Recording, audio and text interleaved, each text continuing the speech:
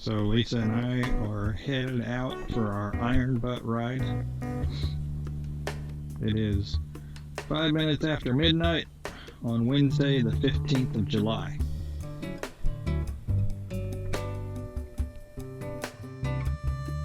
Hello everybody, this is Rick Schwartz. Welcome to my YouTube channel. My wife Lisa and I decided to do an iron butt ride to the Upper Peninsula of Michigan. This is my third iron butt. This was her first. We did a little over a 3,000 mile trip to the Upper Peninsula, across the peninsula, and then down through Michigan, and then back to Topeka, Kansas, where we live. And right here you can see we're at the Love's truck stop in Topeka, Kansas. It's our very first fuel stop. That's my wife right there, Lisa. She uses a GoPro Session 4 on top of her helmet. I use a GoPro Session 5. We also use the S50, the new Cenas, which are awesome communicators. A little disappointed in the battery life. They only lasted about 5 or 6 hours, and we'd have to recharge them. Fortunately, we still have an S20 that we could swap out to keep our communications going.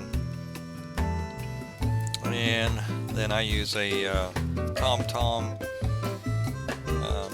motorcycle specific GPS unit, and that's my primary navigation. And then I also use my phone, and I use the My Radar app so that I can keep track of the weather while we're out riding. Here we're filling out our log and keeping our receipts. And earlier I took a picture of the receipt next to the odometer so that we could get the full, get all the documentation done correctly for the iron butt.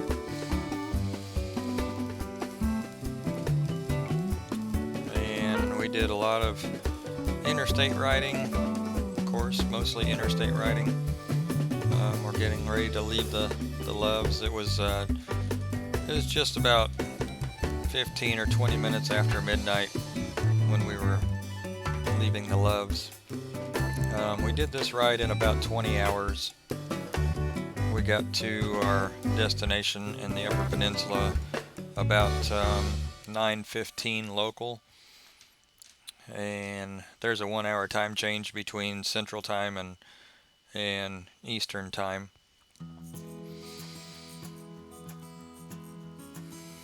So the first 5 hours, 5.5 hours, were in the dark, and we rode I-70 straight across, pretty much to St. Louis.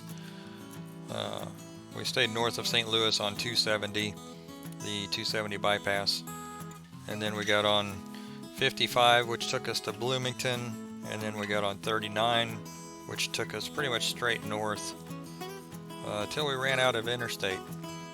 And we actually did the last about 4 hours on 2-lane blacktop. We left early for 2 reasons. One, we were concerned about the weather. There was this huge storm coming in from the west. It took up over half the state of Kansas, and it pretty much followed us the whole day.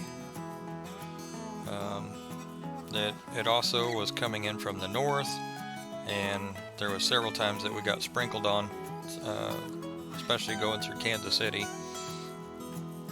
And we would kind of ride through a little bit of rain and then ride out of it, and then ride through a little bit and then ride out of it. And we finally got, about the time we got to Bloomington, we were out in front of that big storm where it wasn't going to catch us anymore. But then there was more storms in northern Wisconsin that we ran into, where we actually did have to stop and put our rain suits on. We're coming into Kansas City pretty soon. Down by the Power and Light District, there's a 670 that goes through Kansas City. We're coming up on it right now, and the city has done a fantastic job of lighting this area up. The road goes down to one lane for a little bit, and it's just, I mean, I don't know, it's not even a clover leaf. It's a spaghetti bowl, I guess, but it's just massive amount of roads converging into one spot. But coming in out of the dark and then coming into that lighted area was quite a shock to the system. So, well, you take 70 into 670, and then get back on 70 for the rest of the way. And here we're crossing into Kansas City, Missouri, which is actually the bigger part of Kansas City. My wife and I were talking on our communicators the whole time, and talking about the weather and talking about our fuel stops and that sort of thing. We were pretty excited about finally getting to go on this trip. With COVID-19 going on, we were iffy all the way up till the day of the trip whether or not we were going to actually be able to go. But it finally worked out in our favor, and we made the trip, and it was pretty awesome. Here's some footage from her GoPro, and this is in northern Wisconsin, so there's this is when we had gone through some rain already. That's a beautiful area of the country too. It was pretty scenic through there.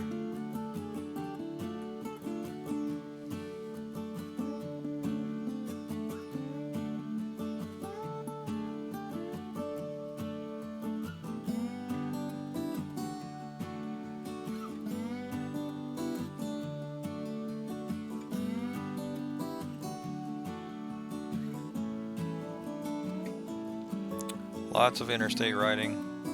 Like I said, we took 39 north basically all the way till we ran out of interstate, and then about the last 4 hours we did on 2-lane blacktop. So yeah, I was very concerned about making sure we got there before dark because of the amount of wildlife that's in the Upper Peninsula. And then with the time change, made me even more concerned. So it was a good thing that we left early, because like I said, it ended up taking us about 20 hours. And I think a lot of that was due to the 2-lane blacktop at the end. Plus Lisa was getting very exhausted. She said that's the hardest thing she's ever done on a motorcycle. She's done a 730-mile ride before in one day, but this was by far the furthest amount. And I would have to say the last quarter of the ride on an iron butt is definitely the most difficult. The 1,000 miles within 24 hours is the entry level iron butt ride for the Iron Butt Motorcycle Association.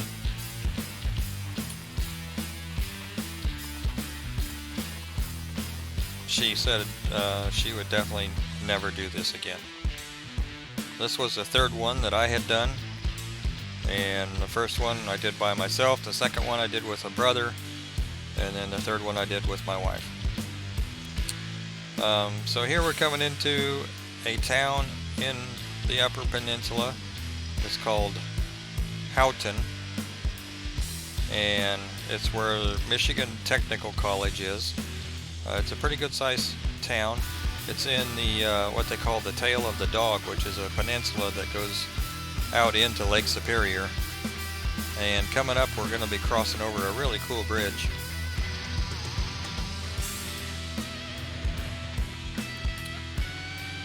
So you can see that I ride a 2017 Road King.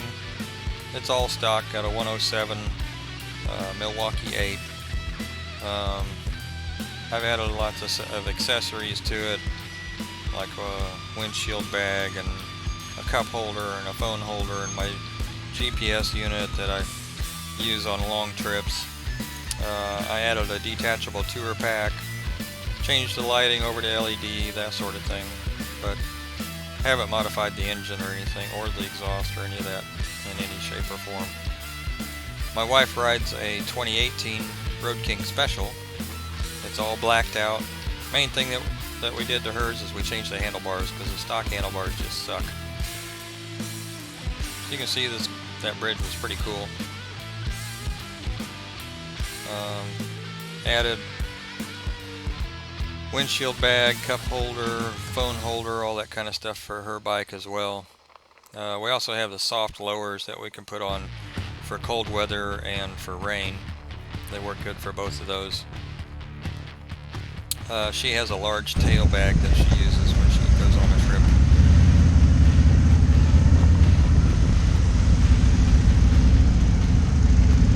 Here we're going through the downtown area of Houghton. I had to look that up and see how to pronounce it.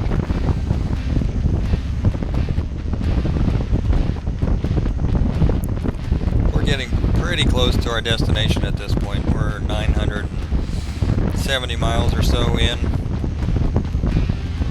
It just so happens when we rolled into the Loves that my odometer rolled over to 27,000 miles exactly.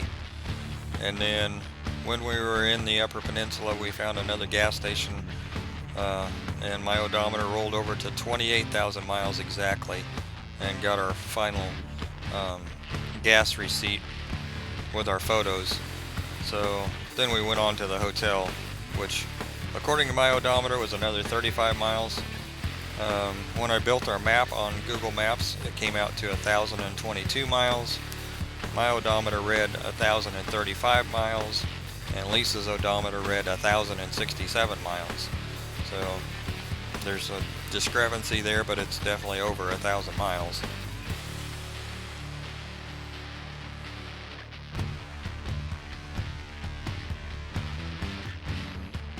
So we're going to a town called Eagle River, Michigan, Upper Peninsula, and it's on the peninsula that goes out into Lake Superior. We had a neat little hotel. It's called the Eagle River Inn, and we had a corner room, and if you looked out one window, it was like you were on a boat, and all you could see was Lake Superior. And if you looked out the other window, then you could see down the beach, and it was just gorgeous.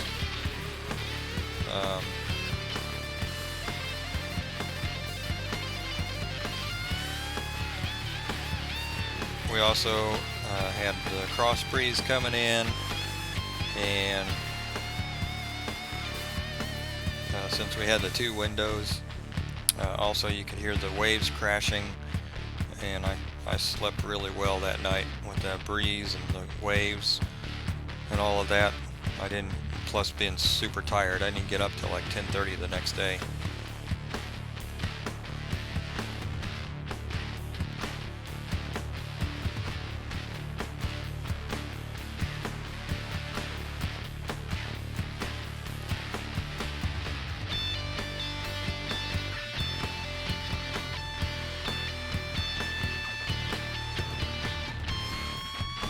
We did pass a large sign, I guess.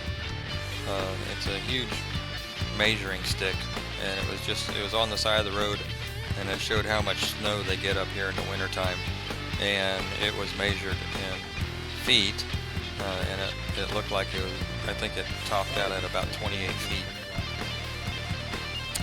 So here's the beach that we're at, and our hotel is off to the right. We had just made it here, just at sunset.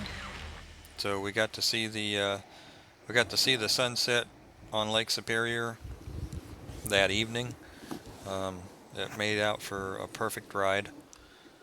You can see the storm. This is a little bit later in the evening. There was a storm moving in.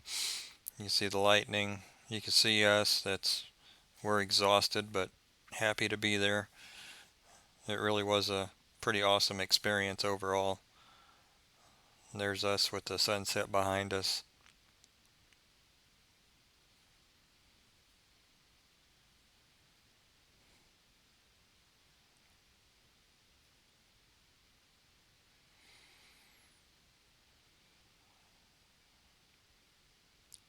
And that's the route that we took.